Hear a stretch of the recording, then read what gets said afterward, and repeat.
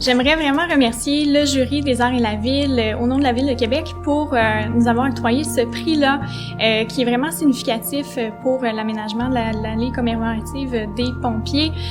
Ça veut dire beaucoup. Je pense que c'est une belle reconnaissance pour tous les professionnels qui sont passionnés, qui ont travaillé d'arrache-pied sur ce projet-là. Puis en même temps, je pense que c'est une belle façon de démontrer que la commémoration, ça peut être très vivant, puis ça peut être très innovant.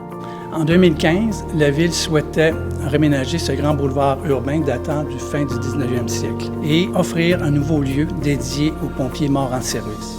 Le projet est situé en Basse-Ville, à la frontière entre deux quartiers, le quartier Saint-Roch et le quartier Saint-Sauveur. Il faut savoir qu'historiquement, ces quartiers ont été éprouvés par des grands feux. C'est pourquoi la Ville, à l'époque, créa un mur coupe-feu.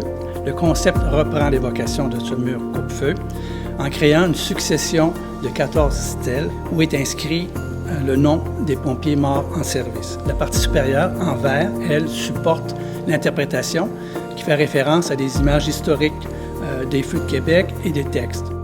Le Mémorial des pompiers est un projet qui a su se démarquer parce qu'il a intégré 4 grandes composantes: la commémoration, l'interprétation, l'art public et l'aménagement.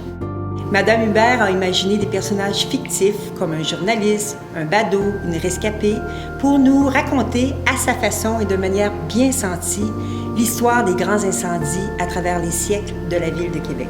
À l'extrémité de cette allée, on retrouve un buste en bronze, un pompier tenant 2 enfants dans ses bras. On voit les gens, les citoyens de Québec qui se promènent, qui marchent de long en large de l'Angelier et qui vont s'arrêter pour lire les textes, pour regarder les images et qui vont en apprendre davantage sur cette histoire-là.